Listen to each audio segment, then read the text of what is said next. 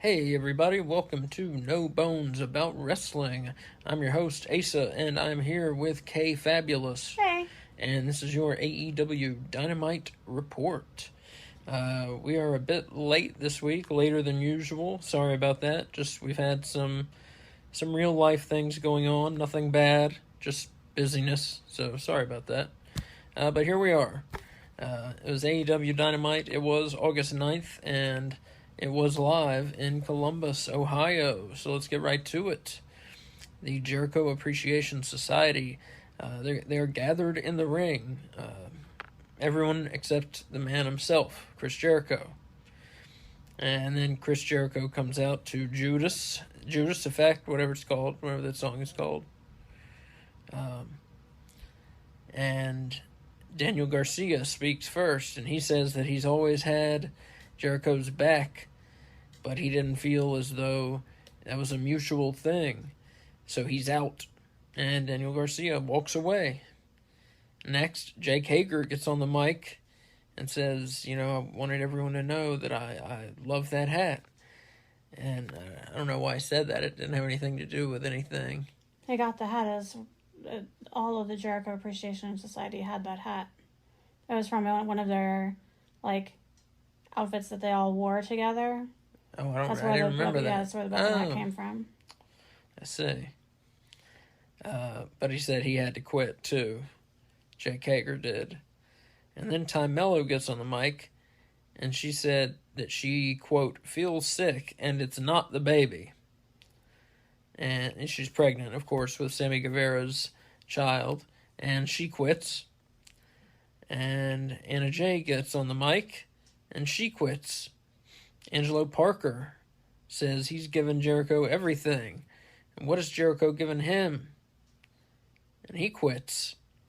Just to point out, Jericho did give him a monogrammed comb. True. So he gave him something. True. Just in Jericho's defense, And Matt Menard gets on the mic and talks about how Jericho helped bring him into AEW. And he had a, 8-month pregnant wife and something like that. And yeah. I guess it was out of work or something, and he helped him get into AEW. And it was hard decision to make, but he quits because he doesn't feel that Jericho cares. And next, Sammy Guevara gets on the mic, and Sammy, he's been with Jericho. He was in the Inner Circle and in the Jericho Appreciation Society. I mean, he's been with Jericho for most of his time in AEW. And Guevara gets on the mic and says that he's gone from fighting for the world title to fighting another one of Jericho's battles. And he tells Jericho that he has some things to work through, meaning Jericho does. And if he does, Sammy might be here waiting when he returns. Yeah. So that's Sammy quitting. So the Jericho Appreciation Society is done. It has one member, and that member is Jericho. Jericho. He appreciates himself. Yeah. So it's done for. And that's the end of that. Renee catches up with Jericho in the back and asks him about what just happened. And here comes the slime, Don Callis. And he catches up to Jericho and apologizes for any part he may have played in it. And Jericho says he need not apologize. And Jericho also says he's decided about joining the Callis family, and he'll announce his decision next week on Dynamite. So we'll look forward to that. The Callis family, Don Callis has said he's building a quote-unquote family of wrestlers. He has one member right now, Konosuke Takeshita. It's been that way for over a month. Yeah. So he needs to get on this. I don't know if it's supposed to be a joke that he can't get anyone else to join. Yeah. But if they're going to make this a thing, he's got to get some members. I mean, for real. Well, he wants the people that he has joined to know that they have his full attention. So he's been putting all his efforts, all his chips are in on this Jericho bet, and so he hasn't had time to look at anyone else because he's been focusing on Jericho. Yeah. So maybe once Jericho either joins or doesn't, we'll see. We'll see if he starts courting other people. What do you think's going to happen? You think Jericho's joining? I think Jericho's joining. Yes, I do. Yeah, me too. Yes, I do. I think it's going to be very interesting. I think Jericho's joining. I think it's another reinvention of himself. Mm-hmm. I think we're going to see a different Jericho. I'm not sure how he's going to be different, but we've seen it over and over how he recreates himself. Mm-hmm. So I think we're going to see a different Chris Jericho. Well, cool. I look forward to that. Yeah. Like I said, I'm not really sure how. Will he still come out to Judas? That I can't predict that. I don't know. I think so. It's a tradition. Yeah. Yeah. I hope so. I mean, look, that song is. He's so egotistical. He can't help but come out to Judas, right? Yeah. No, I don't know. I'm just joking. I don't know if he's egotistical. That's a joke. But yeah. Like I said, he'll be different. We saw when Callis used the bat on, who was that on, Garcia, in the tag team match last week, how Jericho, he was kind of, shocked, kind of aghast, kind of against it, but also he took the pin. Yeah. He could have not taken the pin, but he took the pin. Mm-hmm. So Jericho is no fool. He's been around the block. He's been world champion 8 times. Mm-hmm. He knows what Don Callis could do for him, and so going like full on heel and not being a fun kind of heel, I think is what we're looking at. We're looking at a meaner Chris Jericho, maybe a little darker, meaner Chris Jericho. I think is what we're going to see. Less fun. Yeah. Because this, is going to have hurt him. All these people turning their backs on him that he thought were with him. And now he's, alone. And in the Callis family, I think, like I said, we're going to see a different Jericho. Yeah. Well, cool. I look forward to that. Yeah, who else is going to join the Callis family? We'll see. I don't know. But they need some members, and they need them quick. Mm-hmm. They need to get this thing rolling. They need to strike while the iron is hot. Because Callis has a lot of heat. Yes, yeah. But they need to get it rolling before the heat dissipates. That's what I think. They need to get 3 or 4 guys total in there. So they need 2 or 3 more guys ASAP. And women. 3 or 4 members is what I should say, not guys. 3 or 4 members. So maybe 2 guys and a woman. There aren't a lot of heel women that don't already belong to a group. Let's see. You have Nyla Rose and Marina Shafir. Nyla Rose, Marina Shafir. Is Shafir a heel? She walks out with Nyla Rose, so I assume so. Mercedes Martinez. Is she a heel? She's fighting faces tonight. She's a heel, yeah. Well, and Diamante, I assume, is a heel. She's teaming with Mercedes Martinez. But those 2 are from Ring of Honor. They came up from Ring of Honor to do this. Well, they could still join. They could stay, yeah, I guess that's true. Checks are all coming from the same place, Yeah, that's true. Well, so yeah, Nyla Rose could be a possibility. Marina Shafir, why not? Yeah. Or both. Why not? It's not, yeah, sure, get both. I see that. Both of them, Jericho, Takeshita. That sounds like a good start to me. Yeah.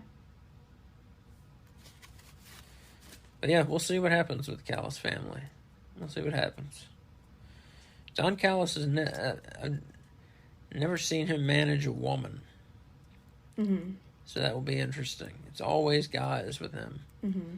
So I think he should have some women in there. Yeah. I think it would be interesting to see that dynamic. Mm-hmm. You know. Because he's managed, he was a manager in WWF, when it was the WWF. He was a manager in ECW, and he's managed several places. And yeah, never seen him manage a woman before. Yeah, don't think he has. All right. So after that segment, the end of the Jericho Appreciation Society, August 9th, the end. Which it's funny. The ending of this period of his career is also the anniversary. The day that he debuted in the WWF was August 9th, 1999. Do you think they're bringing back Y2J Jericho? No. But that was the when they did the Y2J countdown. They didn't call it that. Yeah. But when they did they called it the Millennium Countdown, I think. The countdown to the Millennium. But, you know, if you did the math, you saw that it came down to August 9th at this Monday Night Raw. I forget where they were. Chicago, maybe? But it came down to this Monday night. This countdown did. So it wasn't the Millennium, which would have obviously been, you know, December 31st. And so everybody figured out, oh, it's Jericho. He's debuting. So everybody was big on August 9th and watching. And what happened was Chris Jericho came on and verbally sparred with The Rock. And, man, that's a big way to make your debut. They put him on there with The Rock, arguing back and forth. And he held his own. And that was the start of Jericho becoming a big star. Because he came from WCW, where he was a small fish in a big pond. Mm-hmm. And then WWF saw the potential. They saw his in-ring work, which was fantastic, and his mic work, which was fantastic. But just when WCW had Hogan, Savage, Kevin Nash, Scott Hall, The Giant, Ric Flair, etc., all these guys at the top who didn't want to give up their positions, he wasn't getting anywhere, you know. Mm-hmm. He was cruiserweight. Yeah. He was cruiserweight champion a couple times in WCW. And because they basically said, look, you can wrestle as a heavyweight and we won't do anything with you, or you can be a cruiserweight and be the cruiserweight champion. Mm-hmm. And so he's like, I'll be a cruiserweight and be the cruiserweight champion. Yeah. Anyways, that's enough about Jericho. But yeah, just like I said, it's strange. August 9th, his WWF debut, and August 9th, 2023, the end of the JAS. All right, so after that, we see the clip from Collision where FTR challenged the Young Bucks at All In. What was funny, they said, we've done this, we've done that, we've done this, but there's only one thing left. Isn't that what they said? Mm-hmm. Which makes it sound like they're retiring or leaving. But they just signed new contracts. I think they meant it like one mountain left to climb before they like solidify themselves as the best tag team in wrestling. Okay. Yeah, I didn't take it as then they're going to be done. I took it as one more notch in their belt that they need, you know? I got you. You don't think they already think that about themselves? Well, I think they do, but I think this is to prove it to the world. Okay, yeah. I got you. I think you're right. I think you hit the nail on the head. Yeah, that sounds right. But yeah, so they challenged the Young Bucks on Collision. And here we have the Young Bucks, accompanied by Brandon Cutler, versus the Hardys, accompanied by Ethan Page and Brother Zay. Atomic Drop, Snapmare, Flipping Neckbreaker by Jeff on Nick. Matt Hardy does his delete spot, smashing Matt Jackson's head into the turnbuckle pads over and over. Nick Jackson jumps in on Jeff Hardy and lays him out. Nick, with a twisting corkscrew splash on the Hardys, takes them both out. Matt Jackson slingshots Matt Hardy into a kick by Nick Jackson. Matt Hardy covers Nick for 2. Both Matts trading punches while on their knees. Matt Hardy and Matt Jackson, that is. Matt Hardy with the side effect on Matt Jackson. Tags on both sides. Jeff Hardy comes in, cleaning house on Nick Jackson. Covers him for a 2 count. Jeff Hardy hits a whisper in the wind on both of the Young Bucks. He covers the legal man. Nick Jackson covers him for a 2.9 count. Did he hit it on both men, though, or did he just do a whisper in the wind and actually missed both of the people he was hitting it on? Because I wrote down Jeff missing a whisper in the wind on both men. He missed it, and they both fell down. Yes, yeah. He landed in the middle of the 2 men. Yes, he did. And he touched their arms. Yes. Yeah. Okay. I just feel like we should be frank about things. Yeah, it was not it didn't make much contact. No. But he covers Nick and gets a 2.9 count off of it. So he must have hurt his arm pretty bad. Yeah. Because he almost won the match on it. Nick super kicks Jeff Hardy. Then Matt. Then both of the Bucks kick Jeff. The Bucks break out the 3D, the Dudley Boys finishing move, where one of them hoists you in the air, backwards, and the other one comes in with a kind of a diamond cutter. And Nick Jackson covers Jeff Hardy after that, gets a 2 count. Simultaneous twist of fate by the Hardys. Each one of the Hardys grabbed one of the Bucks for the twist of fate there. Jeff Hardy with a swanton bomb on Nick Jackson gets a 2 count. This match got pretty wild, as you're hearing. Matt Jackson breaks it up. That's how we got the 2 there. Matt Jackson super kicks Jeff's ankle to knock him off the ropes. And then the Bucks hit the BTE trigger. Nick pins Matt Hardy for the win after the BTE trigger. Very good match, of course, between these two teams. 4 bones out of 5. Very good. They all hug and shake hands afterwards. And before I tell you what happened after this match, Kay, what do you have to say about this one? Well, this was a great match. Great way to start off Dynamite. There was good, solid tag work from both teams.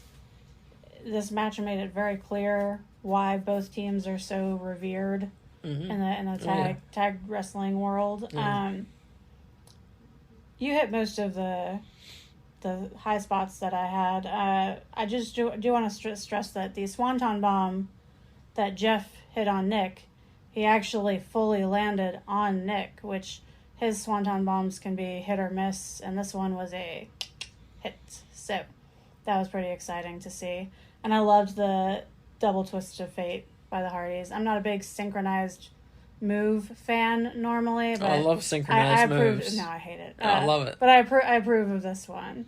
I like them better when it's like you and your tag partner are doing synchronized moves. That's what I mean. But I don't like it when like people go for the same move at the same time, that kind of synchronized move, or if like your partner does a move on one person, then my partner does a move on the other person, and they're the same synchronized. I don't like that either. Just generally not a fan of synchronization. I feel like it makes it look fake, you know. I hear you. But in this case, I fully approved. I like the twist of fate. Or as we call it in this house, the twist of squirrel fate. That's a long story. Yeah. So the Bucks and the Hardys, would you put them both in the top 5 tag teams in the world? On my list? Like now, the Yes. top 5 now. Oh, current. Yeah. Or I guess we were talking the top. We don't know a lot about the world. We know a lot about U.S. wrestling. So US would you put them in wrestling? the top 5 in the U.S.? Yes. Okay. Wait, you mean like, so you're talking about like the Hardys now? Yeah. I would have to think about that. The Bucks now, then. The Bucks now, The yes. Bucks definitely you would. Bucks, Lucha Brothers, Aussie Open. What about FTR? They got the FTR. AEW I'm working belts. on FTR. I don't know who that fifth spot would be. Nobody from WWE. No, their tag division sucks. Yeah. Not Owens and Sami Zayn, not them. They main evented WrestleMania Night 1. Yeah, they did. That was great. No, not them. Maybe you could make an argument for the Usos, but they look like they're not a tag team anymore. So, yeah, I guess maybe the Hardys. I was just curious where they ranked for you. What about you? You asking me? Would the Yes. Hardys be my top 5? Your current top 5 with them 5 as they tag are teams? now. Yeah. Man. It would be FTR, Adam Cole, and MJF for sure.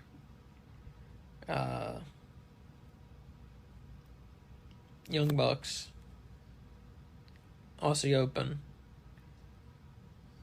El Hijo del Vikingo, and Commander. Oh. Yeah. I forgot about them. And they have not got a lot of wins. Wait, who did I say that you left off? I'm ranking them 5th out of 5 on just on their potential to be great. Because they could win any match they're in with their crazy moves. They could win any match. And even in a loss, they put on wild, beautiful matches. So that's how they make the list. Commander and El Hijo del Vikingo. Who did I say that you didn't say? Because I had 2. You had 2 that I didn't have.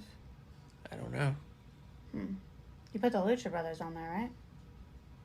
Did you leave the Lucha Brothers? I think I left the Lucha Brothers off. Jesus, what is wrong with you? I think I left You're them putting off. MJF and Adam Cole above the Lucha Brothers in best tag teams? They've had more success recently.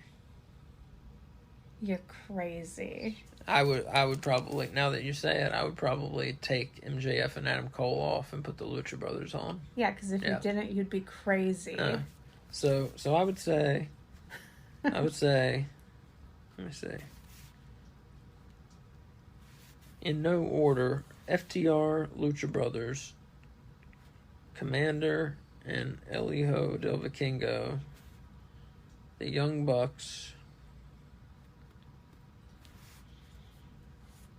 And you had said Aussie Open. Are they still making the cut?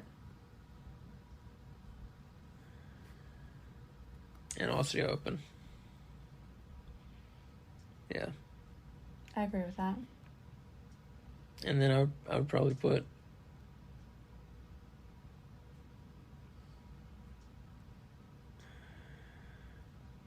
MJF and Adam Cole like 6th.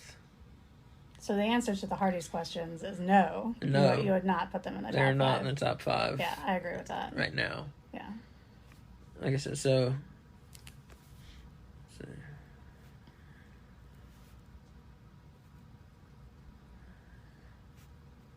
I'm ranking them right now.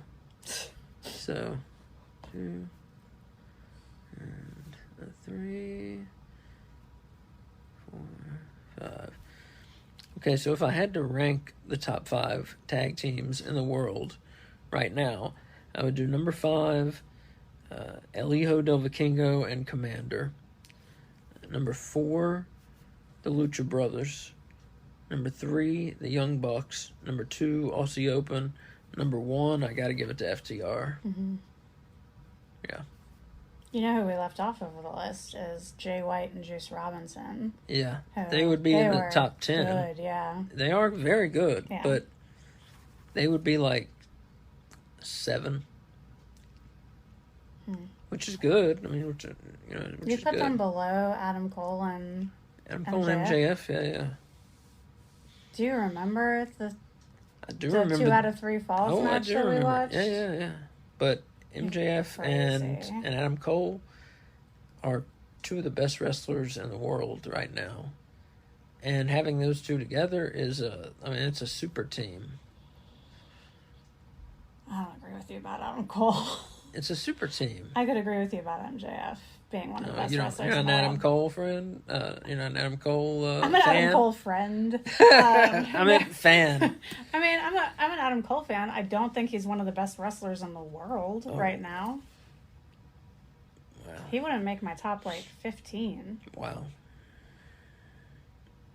He wouldn't make my top 15 either. Yeah, so how are you saying one of the best in the world? I mean, I'm counting a larger number is the best in the world, you know?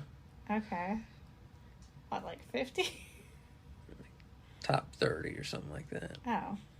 Well, yeah, if it's top 30, Top you feel 40. like that's a really generous best in the world list, though.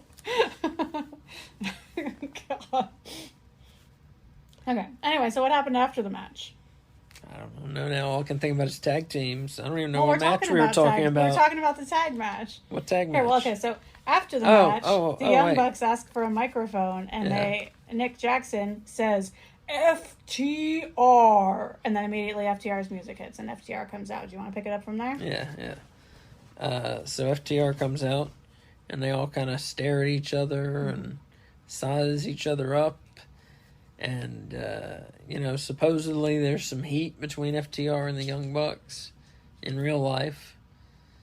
Because they're on, I don't want to get into the whole thing, but they're on opposite sides of the whole Elite versus CM Punk feud. So, anyways, so they've gotten over it, obviously, and are going to have a match. And then Nick says, all in. And it appears as though we have another official match for All In. Have you noticed the pointing at the All In sign that's been happening periodically? I guess I hadn't. Yeah, so much like the pointing at the WrestleMania sign, has been, in this episode, at least 2 or 3 people pointing at the All In sign. So did Nick do it? I think he pointed at it with a microphone. That's what made me think of it. I can't remember if he actually pointed at it or if just the camera panned up to it. But they're using the signage to indicate All In. If you're going to steal things from WWE, that's a good thing to steal. Yeah, the pointing. I mean, yeah. Mm-hmm. Pointing, focus on the advertisement. Yeah, they need to play that show up. I can't wait for that show. I would love to just, hibernate until the 27th. Then you'll miss the build-up that you've been complaining about it lacking. Yeah, that's true. What build-up they give it, you're going to miss it all if you just sleep through it from now till then. That's true. I'm interested how they're going to build this match, though, because FTR and the Young Bucks aren't normally on the same show. Yeah. Well, I know FTR has said they don't mind doing double duty. I believe I read that somewhere. Well, I mean, evidently, because they're going to be on Collision tonight. Correct, and yeah. we're on Dynamite this week, so it's a lot of travel. Yeah. But double the money, I'm assuming? That I don't know. Yeah. I don't know. All right. Next, there is a video package about the history in AEW of 4-way women's world title matches. It is something that has happened quite a bit. And it happens a lot because they have, several women that they want to get on the card, but they only do one woman's match, so they end up having 4-way matches. That's why they have this tradition of 4-way women's matches. Mm-hmm. And so now we get this kind of a bracket that's revealed. It's not really a bracket. Let me explain what it is. It's 4 matches, and the winners. Well, it's 3 matches, and the winners all advance to All In to fight for the women's world title. So, Toni Storm has invoked her rematch clause. So she gets a bye. She's in the 4-way match at All In, Toni Storm. And the 3 matches where they come in, we have the Bunny versus Dr. Britt Baker. Winner advances to All In. We have Women's World Champion Hikaru Rushida taking on Anna Jay. And this match is for the title and the winner advances to All In with the belt. And we also have Saraya of the Outcasts versus Sky Blue. Winner advances to All In. So this is a cool way that they're doing it. I like it. So yeah, these matches are going to be on Rampage and on Dynamite. Not on Collision at all. For some reason. But yeah, so Toni Storm, as I said, is in the final. And then the main event on this Dynamite is Hikaru Rushida defending the world title against Anna Jay. And as I said, the winner also advances to this 4-way at All In with the belt. Well, the matches aren't on Collision because Collision already has scheduled its one women's match, and Lord knows you can't put 2 women's matches on the same AEW show. So right. That's why there's not one on Collision. Yeah, they've got to get... Yeah, they've got to get over themselves with that. With the one women's match thing. And I know, if you listen to our show, I know I sound like a broken record. And if you disagree with me, I'm sorry, because you're going to have to keep hearing it. But one women's match on a show is not enough. They have enough good women. They have women on Ring of Honor. They have women in the independents who are good that they can sign. The Khan family, they have deep pockets. They can sign women if they want to sign women. They have a wrestling show with women on it. They should be signing women. They need to have more than one women's match per show. And they need to build their women's division up more. You either need to have one or don't. If you don't want to have women's wrestling and you're just doing it just because, then maybe you shouldn't even have it. But if you're going to have a women's division, at least, act like you give a fuck about it. And give them more than one match per show. Okay, so next we have a video package about MJF giving Adam Cole a world title shot at All In. And then we get a segment, Adam Cole and MJF hanging out. Mm-hmm. And they go, Adam Cole picks where they go, and they go to a trampoline park. Now, does Adam Cole always pick where they go? Do you remember? Well, he picked the playing video games after MJF picked the bar. So I guess not always, okay. But he did this time. So they're going to a trampoline park, and Adam Cole's all about it, and MJF is not. So Adam trampolines and jumps all around, while MJF, he tells him, there's video games over there, and that's what I would be doing myself. I'd be playing the arcade games. They have that big Jurassic Park game, the new one. I know, you know what I'm talking about if you've been in an arcade in the last 2 years. It's a giant shooting Jurassic Park game. Wait, you noticed that in the I did notice video that. pack? Yeah. Okay. But anyways, that's what I would be doing. But Adam is trampolining all around, and he tells MJF all these options, and he says, you can play dodgeball. And MJF says, dodgeball? All right. And so he gets dodgeball, and he knocks down several children, and we get these shots of the children, like, getting hit by the dodgeball, mm-hmm. and falling down and making silly faces. Yeah. And I think it's supposed to be funny, but it's painfully unfunny. Yeah, stupid. Anyway, this goes on until Cole comes over and tells him he can't do that. And then a little girl comes up to them and calls them nerds for being grown men at a trampoline park. And then she flips them off. And Adam Cole tells MJF, maybe one more. And MJF throws the ball, and the segment ends. Yeah, out of all the ones they've done, this was the first, bad one, I think. Not funny. Not funny. Not funny. Up next, we get a video package about the parking lot fight between the Blackpool Combat Club and the Best Friends. And we get a Blackpool Combat Club promo. And Jon Moxley says the Lucha Brothers have challenged them and that they are going to pick the Lucha Brothers' bones. And then he goes on to say, we don't fear death. Death fears us. Up next, we have the match I was most looking forward to, I'll be honest with you, the FTW title match. And this was FTW rules, meaning falls count anywhere, no disqualification. And this is the FTW champion, Jack Perry, versus Rob Van Dam.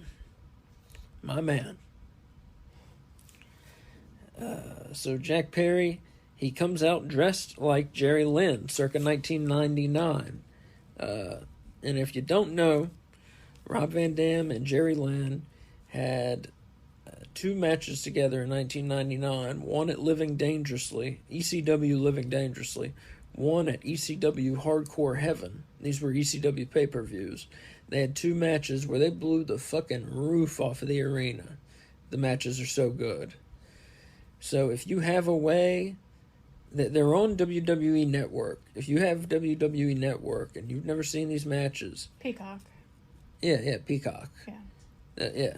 Peacock. That's what I mean. Mm-hmm. Well, if you haven't and you've never seen these matches, go watch them. After this show, after you're done listening, go watch them. ECW Living Dangerously 99 and ECW Hardcore Heaven 99. You will thank me. I promise you. My point in telling you all this is Jack Perry came out dressed like Jerry Lynn, his tights in those matches circa 1999. So that was pretty cool. Rob Van Dam enters to his old theme music, Walk, by Pantera, which he used in ECW, but of course did not use in WWE. They weren't going to pay for it. He got new music in WWE. Perry jumps RVD while he's being introduced and posing. RVD takes down Perry with a scissor waistlock takedown, gets a 2 count. He's still got it. That's the first place you can see he's still got it. He is not his old self, that's for sure, but he's 52 years old. He can still go, though. Perry acts as though he wants to shake hands, but RVD is no dumb baby face. He smacks it away. RVD sets up Perry on the barrier, spinning leg drop from the apron to the barrier. RVD stops to slap 5 with some fans. Perry rams RVD into the barricade, then rams him back first into the ring apron. Perry gets a table from under the ring, sets it up. RVD also gets some plunder from under the ring. He grabs 4 chairs and throws them into the ring one at a time. Again, stops to slap 5 with some fans, because why not? Jack Perry with a back elbow, 2 count. Perry mocks RVD's thumb thing, where he points at himself with his thumbs. RVD grabs Jack Perry, hits him with a big-time monkey flip. Jack Perry flies through the air on that. Rob Van Dam hits Rolling Thunder, which is a move where he does a somersault and then jumps in the air and does a flip onto your prone body. Perry throws a chair at RVD. He ducks, and the chair hits referee Bryce Remsburg, who dies. And then, oddly, the chair, after hitting the referee, the chair gets stuck between the top and the middle ropes. It's the damnedest thing. I've never seen anything like that before. Yeah, it was like you said, it was like a glitch in a video game, but in real life. Yeah, it was strange. RVD goes up top. Jack Perry goes to confront him. RVD pushes Perry off. Perry goes flying through the table on the floor that he set up earlier. RVD gets down, goes and grabs Perry, gets him back in the ring, goes back up top of the turnbuckle, hits his signature 5-star frog splash, makes the cover, but of course there's no referee. The fans count to like 8. They counted to 10. Did they? Yeah. Oh. Referee Aubrey Edwards, she comes down, counts 1, 2, Perry kicks out. Perry then low blows RVD, which is totally legal in this match. He then shoves RVD into a chair and then pins him with a handful of tights. Perry wins. Retains the FTW title. RVD loses to Jack Perry. Very good match. I mean, that's what needed to happen for the story. Obviously RVD was going to lose. It was a good match. It was great to see him. Mm-hmm. For real. 4 bones out of 5. Very entertaining match. RVD, you could tell he was tired by the end of it. I mean, he's a 52-year-old man. Yeah. But he gave it his all, man. He did, and it was awesome to see him. It was fantastic. Mm-hmm. Made me happy. What do you have to say about this one, Kay? I really enjoyed it. I have not seen that many RVD matches in his heyday, so this didn't seem like I wasn't expecting him to be his younger self, so this match lived up to and exceeded my expectations for it. Yeah, I mean, you already mentioned everything I have, except for at one point, Jack Perry tried to do the Rolling Thunder and missed, which is RVD's move. Rick Crowd really behind RVD. I thought he looked great.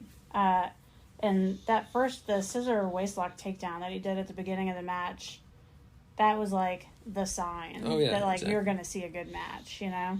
It was like the first little indication that he could still go, like you said, you know? Mm-hmm. Yeah, he wasn't just there to collect his legend check and go. Yeah. He was there to give it his best. Mm-hmm. And he did. And it was a good match. Renee is with the Lucha Brothers and Alex Abrahantes, and they tell the Blackpool Combat Club that they're going to beat them and that they have no fear. Up next, we have an in-ring promo with World Champion MJF and his best friend and tag team partner Adam Cole. And MJF, who apparently loves a cheap pop nowadays, he says his favorite place is the Midwest, which is kind of weird because they're in Ohio. Ohio's the Midwest. I didn't think that was counted as the Midwest. Yeah. That's weird to me. Well, it's not part of New England. I always thought it was in the North. No. I always thought it was in the North. That's weird to me. Adam Cole says it's story time with Adam Cole, baby. And MJF says, "Oh, you want a promo battle?" And he's like, "No, I don't." But he says, "You want a promo battle? All right, Adam. You're so skinny and ghostly pale white that if this were the 80s, Hogan would have snorted you." Which, Yep. wow. To say that on television, wow. I wonder if that's something that was cleared by Tony Khan, you know? I would imagine so. I just can't. I don't know what he was thinking saying that on TV, you know? Yeah. I don't know. So if you're, you know, what he's talking about is Hulk Hogan allegedly was on cocaine. You know, allegedly all the fucking wrestlers in the 80s were on cocaine. I say all. Allegedly a lot of the wrestlers in the 80s were on cocaine. And if you watch some of Hulk Hogan's promos, man, you could make a case for it. But as I said, these things are alleged.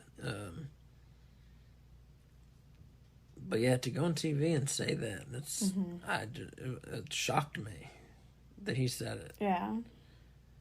It shocked me.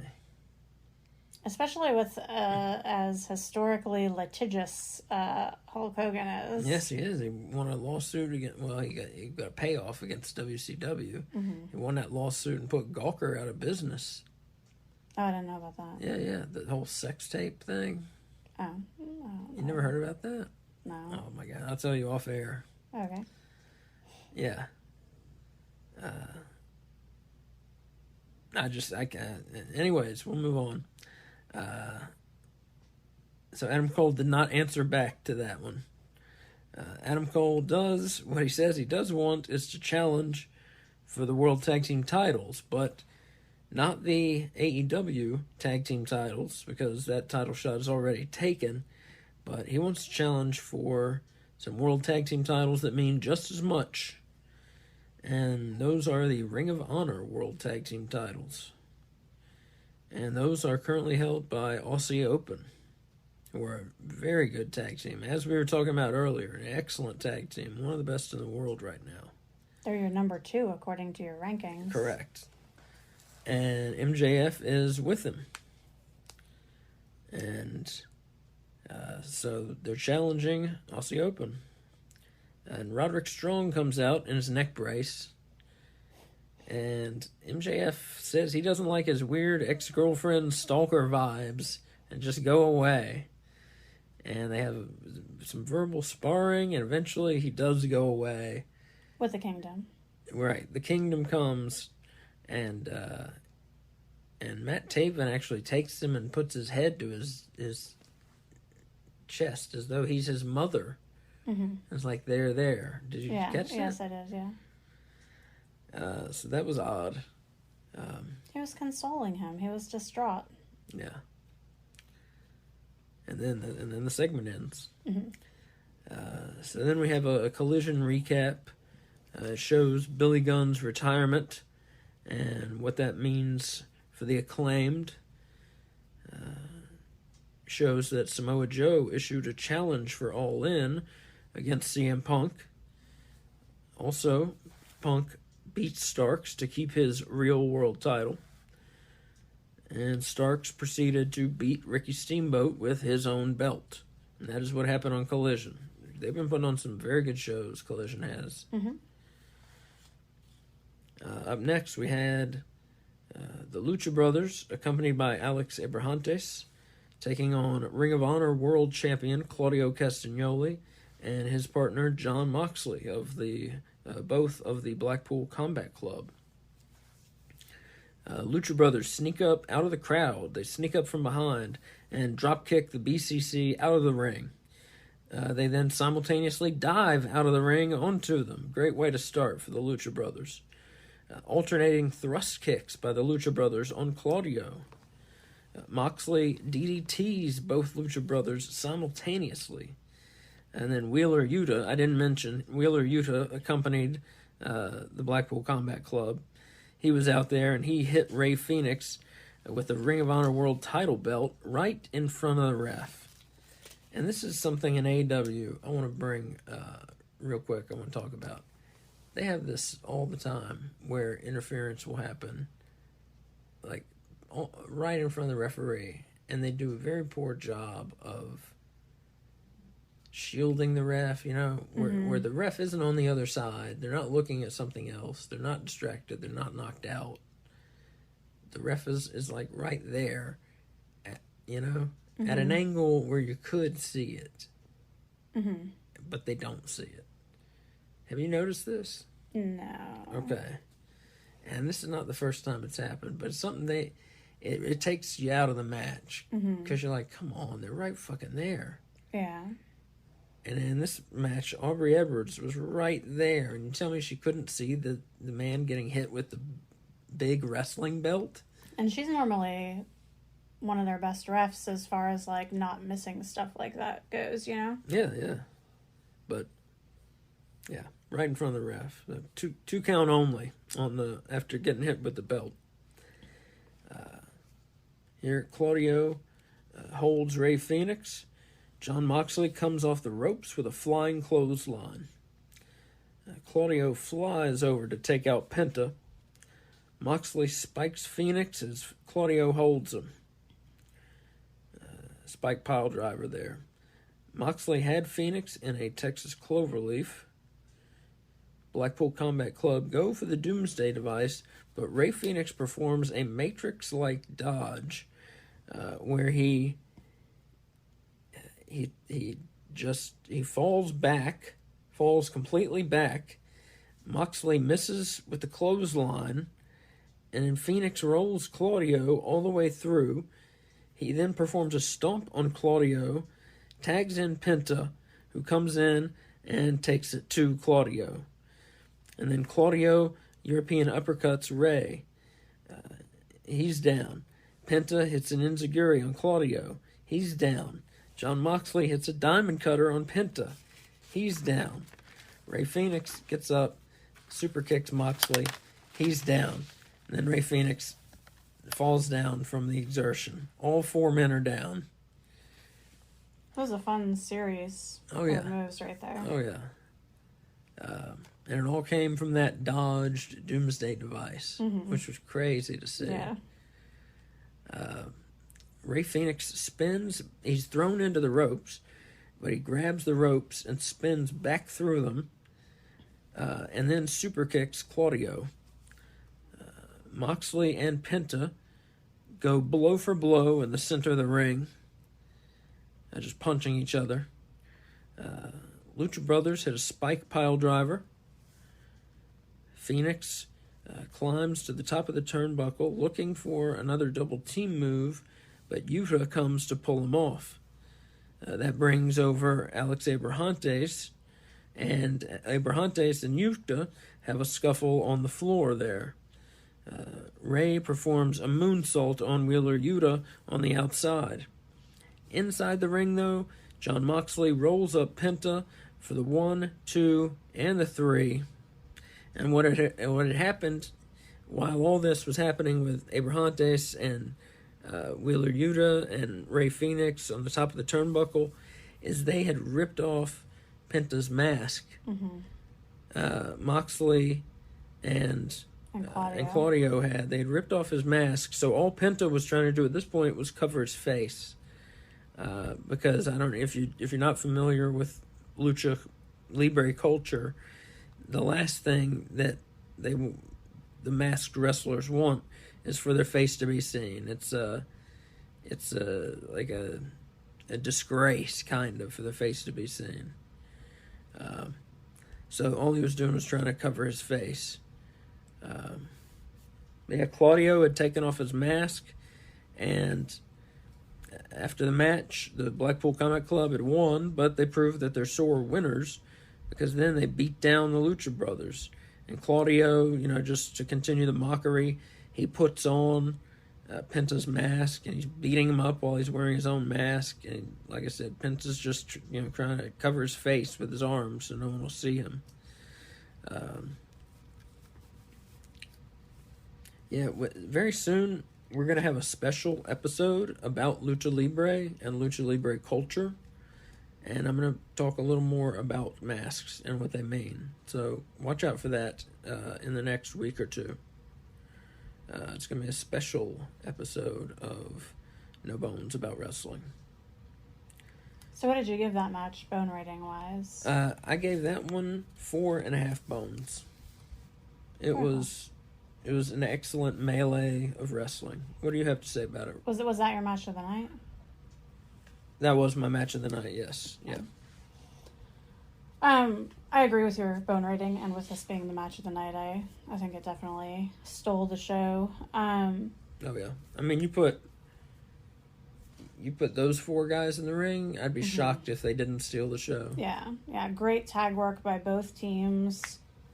I love good tag team wrestling. Like, singles wrestling just can't hold a candle to it for me. I agree. And I love AEW that they have tag teams that operate like tag teams. Both these teams had so many moves that they did together, that they were on the same page for so much of the match. Like, it just makes for really entertaining wrestling. The only move that I had that you hadn't mentioned was at one point there was a flying sling blade from Penta on Moxley. And then I wanted to talk about Claudio's uppercuts. Mm-hmm. Because there are a few moves that I associate with, like, a specific wrestler, like, not their signature move, not their finishers, but just moves that, like, those wrestlers do really well. And Claudio, I feel like, has the best uppercuts that I've ever seen. Like how Bret Hart has the best punches I've ever seen, you know? Like, no one punches like Bret Hart. No one gives a good uppercut like Claudio. Like, he looks like he's gonna rip your freaking head right off your neck. Bret Hart definitely has, for me, I think the best punches. Now, that's a tough one to rate. You'd have to go back and really look at guys, but I think he has a bit. But to your point, yeah, I think Claudio may have the best European uppercuts. I tell you who's close would be William Regal. Very good European uppercut. Interesting. Also of Blackpool Combat Club. Well, the reason it's called Blackpool Combat Club, which was a name that was just so good they couldn't get rid of when he left. But no, I hear you. Yeah, you hear European uppercut, you think of him. I hear you. I mean, they're so good. It's, like, beautiful. And it looks so painful. It does. So those are the only two things that I really wanted to say about the match. Mainly the uppercut. That and just how much I love tag team wrestling. Love it. I especially love that the Blackpool Combat Club, even though they're not really a tag team, I guess, pull off good tag team matches regardless of the combination of men that's involved in them. You know, like, I've seen Claudio and Wheeler have great tag matches, and I think Moxley and Claudio are a little bit more in sync with each other when they wrestle, but I like that there's this trios group, essentially, or a faction that any combination will give you a good tag team match. Yeah, trio right now due to Danielson's injury, unfortunately. Yeah. No, I hear you. I agree. And yeah, tag team wrestling, it's hard to beat good tag team wrestling because you can just, like you said, you can do more with it than 1-on-1. There's more drama 2-on-2. You know, is this guy more injured than his partner? Can he make the tag? Can't he make the tag? Double team moves, you know, etc. Things like that. Yeah, there's just way more you can do. Yeah.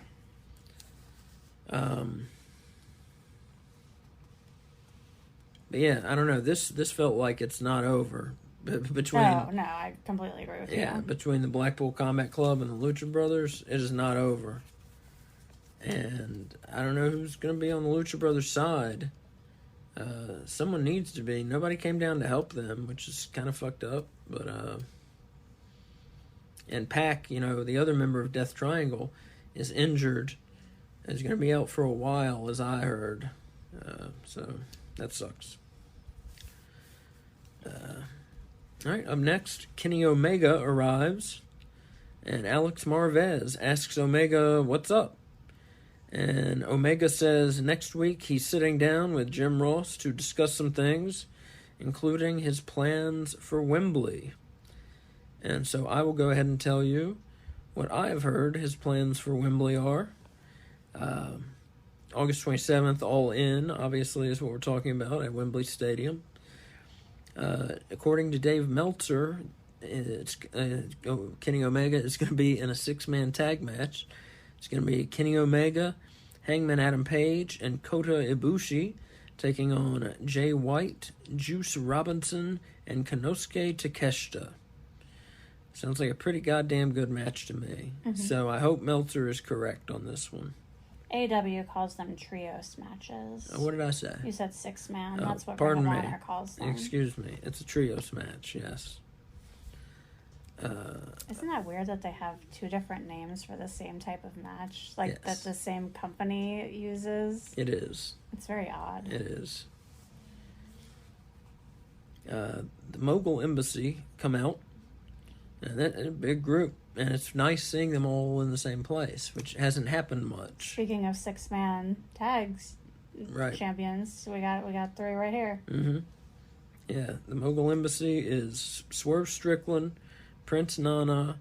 You got the 6-man tag team champions from Ring of Honor, which is Brian Cage, and then what are the big guys called? The Gates of Agony? The Gates of Agony are Khan and Toa. Khan and Toa. Did I leave anyone out? Yes, you left out AR Fox. AR Fox, who's new, the newest member, right. Yeah. It's the Mogul Embassy, man. That's a good Yeah, faction. I That's love 'em. Good faction. I love them. So, they come out. Prince Nana tells everyone to shut their mouths. Swerve Strickland says, "Y'all didn't think we were taking over?" And he talks about how they are taking over and this and that. And It's worth mentioning that AR Fox came out last week. He came out wearing the bloody shirt with like the shirt covered in Nick Wayne's blood. He came out wearing it last week. This week he came out with the shirt tied around his waist. So he's still using the disgusting dried blood shirt as a decoration / signal of his dominance, you know? And Darby Allin comes down, and they have some words, and then Sting comes down and starts clearing house. With a bat. With a baseball bat, and starts clearing house. And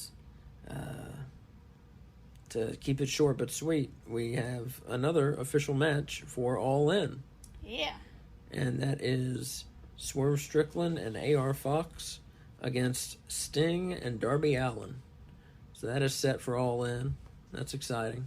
It's a coffin match. Oh, excuse me, in a coffin match. Yes, Yeah. Thank you. Here, I'm going to get to some other matches. We're recording this on Saturday, so you might not even hear this in time for this match, but we'll see. We're actually going to Collision. So Saturday on Collision, there's a trios match for the World Trios titles. The House of Black, accompanied by Julia Hart, are taking on CM/FTR, which is CM Punk and FTR. The Acclaimed return to tag team action. They're taking on someone, probably jobbers. We have a women's tag team match with Mercedes Martinez and Diamante taking on TBS champion Chris Statlander and her partner Willow Nightingale. Should be a good one.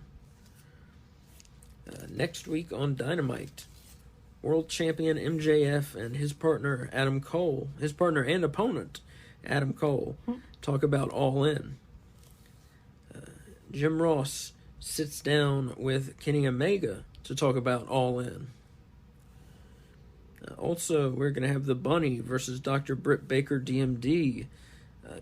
And that one is for a spot in the 4-way women's world title match at All In. I don't see the Bunny having any chance in that match, but you never know. Also, next week on Dynamite, Darby Allin and Nick Wayne walk into a fucking slaughter as they face 2/3 of the Ring of Honor 6-man tag champs, the Gates of Agony. And they'll be accompanied by Prince Nana. They may be accompanied by Brian Cage as well. But the Gates of Agony, I don't see how Allin and Nick Wayne beat them. If you've not seen the Gates of Agony wrestle, these guys are big and they're bad. And I mean bad as in good. Yeah. They're awesome. They are awesome. They're like two monsters. Yeah, they're like two monstars from Space Jam. That is what they are. They're amazing. They really know how to use their strength, and their how to impose force on their opponents. And they're very good at looking like they're monsters, like they're big monsters. All right, up next we have our main event. It is the AEW Women's World Title match. We have Hikaru Rushida putting her belt on the line against Anna Jay. And Anna Jay is accompanied no longer Anna J.A.S., and she is accompanied by Angelo Parker and Matt Menard. Shida with a running knee, then another one in the corner. Shida gives Anna J 10 punches in the corner. She mounts her and gives her 10 punches, as you do. Anna J off the ropes, then a neck breaker on Shida.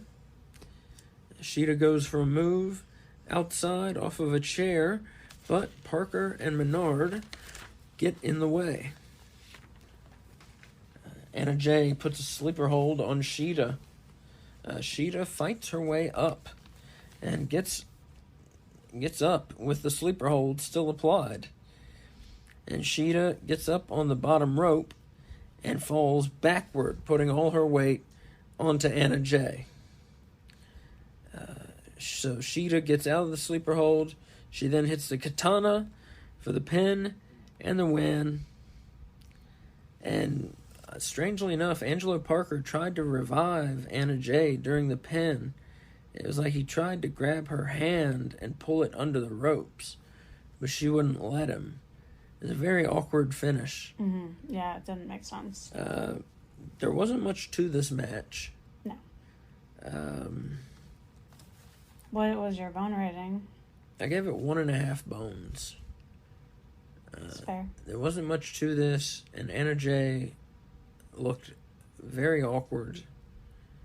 And this was just a nothing match. So 1.5 bones, I gotta give it. So my question, why is Anna J, out of all of the women on the women's roster, why is she getting a title shot without having to jump through any hoops first? Because Shida just won that title, but the reason that she was in that match in the first place is because she had a sort of tournament between her and Nyla Rose, and whoever won that match was then going to win the title shot. So how did Anna J jump ahead of every other woman on the roster to get this title shot? Well, she was, now remember, this was one of the matches in the little bracket, to get into All In. Yeah, I'm aware. So she just happened to luck into it. And they had to make it for the title, or else we would have known that Anna J wasn't going to win it, because the title needs to be in the 4-way match. Is that the thinking behind that? Kind of, I guess so. Because they thought that someone out there in the world was going to think that Anna J was possibly going to beat if they made Anna J win, they would have had to strip Shida of the belt. Okay, but those other women that are going to lose in those other bracket matches, let's go with Sky Blue, for example. I think Sky Blue is going to lose because she is going up against Saraya, and Saraya is British. Yeah. Right? Okay. So why not put Sky Blue, who has won matches and has been featured somewhat heavily over the last 2 months, why not give her a title shot instead of Anna J, who never wrestles on any of the main shows?